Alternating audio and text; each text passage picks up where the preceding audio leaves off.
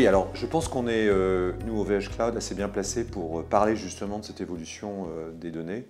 On est dans le top 10 mondial des opérateurs de cloud, on est le seul européen, et nos clients sont de petites entreprises, mais également de très très grandes entreprises. Moi, je dirais qu'il y a trois enjeux aujourd'hui sur les enjeux de la donnée. Le premier, c'est un enjeu de business model.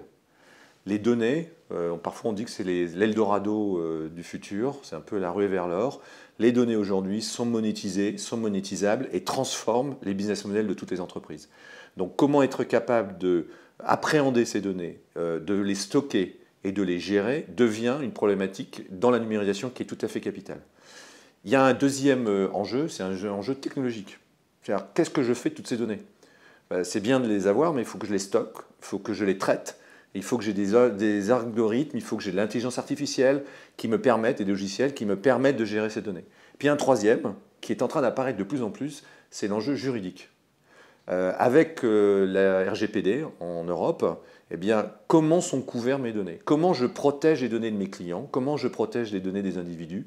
Et on parlera certainement d'autres évolutions, parce que la vision européenne de la protection des données n'est pas du tout celle des autres pays. Et on est un peu isolé par rapport sur la scène internationale.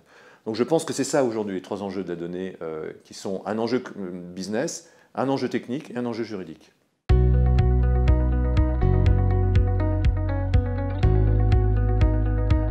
Alors je pense que d'abord il est problématique parce qu'il n'est pas connu. C'est un texte américain qui a été fait aux États-Unis. Mais la particularité de ce texte, comme beaucoup de textes américains, c'est qu'il a une composante extraterritoriale. Et donc les gens, les entreprises ne connaissent pas ce texte, mais en fin de compte, elles peuvent être sous le couvert de ce Cloud Act. Et ça, c'est une arme très puissante, puisque le Cloud Act, qu'est-ce qu'il permet? Il permet, pour une raison qui s'appelle Serious Crime, qui est une version assez vague de ce que ça veut dire, que si vous avez des données, même si elles sont physiquement en Europe, mais hébergées chez un opérateur américain, un juge américain a le droit de demander d'avoir accès à ces données. Et donc, je ne sais pas s'il faut parler de menaces, je ne sais pas s'il faut parler de paranoïa. Alors, il y a aujourd'hui tout un débat sur la souveraineté numérique et la souveraineté nationale numérique, mais aujourd'hui, c'est clair que le Cloud Act crée un espace juridique de données qui est totalement différent de celui de la GDPR. Et donc, ça a des incidences sur les entreprises, puisque des entreprises qui vont penser qu'elles ont protégé leurs données en les mettant dans des data centers en Europe, en réalité, sont sous le joug d'une juridiction américaine, qui n'est pas du tout conforme à l'esprit du GDPR ou à d'autres protections des données européennes. Et c'est ça, alors, est-ce que c'est une menace? En tout cas, nous, ce qu'on préconise, c'est que les enjeux soient connus, qu'il y ait une transparence, que les gens, quand ils savent, et qu'ils sachent plutôt, que quand ils décident de mettre leurs données dans des data centers qui ne sont pas des data centers européens, eh bien, il y a des conséquences juridiques, et que ces conséquences juridiques doivent être connues des directions générales et des directions informatiques et juridiques.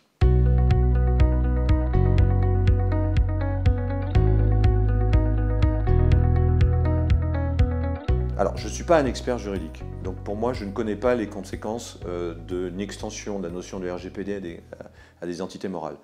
On sait déjà que la RGPD a créé beaucoup de débats sur qu'est-ce que ça voulait dire. Je sais qu'il y a aussi également des débats sur est-ce que le Cloud Act est conforme à la GDPR. Puisqu'il y a certains textes aujourd'hui en Europe qui disent qu'il y a une incompatibilité, ce qui est un sujet assez intéressant d'un point de vue juridique et qui sera certainement un sujet de débat. Ce que l'on voit en revanche dans le rapport Gauvin, c'est que la légitimité que peut avoir des États européens, c'est de s'interroger sur l'utilisation du Cloud Act. Et donc, il y a plein d'exemples qui ont été donnés par le député sur justement l'utilisation par les États-Unis du Cloud Act ou d'autres d'ailleurs, d'autres textes extraterritoriaux pour satisfaire des besoins nationaux. Et donc, une des questions que lève ce rapport, c'est comment pouvons-nous, en tant qu'Européens et en tant que Français, protéger les données qui sont des données qui vont devenir des données critiques pour l'État, mais aussi, ne l'oublions pas, pour les entreprises. C'est tous les débats qu'il y a eu sur les pénalités qui ont été forcées sur des banques ou sur d'autres acteurs dans des intérêts qui étaient des intérêts manifestement favorables aux intérêts nationaux américains. Donc c'est ça le débat qui est ouvert, et je pense que c'est un débat qui a été saisi par le gouvernement et par le ministre, et qui nous a demandé, nous, en tant qu'acteurs, de travailler sur des propositions concrètes afin d'établir des codes de conduite sur la protection des données dans les environnements d'entités morales. Est-ce qu'après, il faut élargir la RGPD à entité morale? Ça, c'est aux juristes de donner leur avis.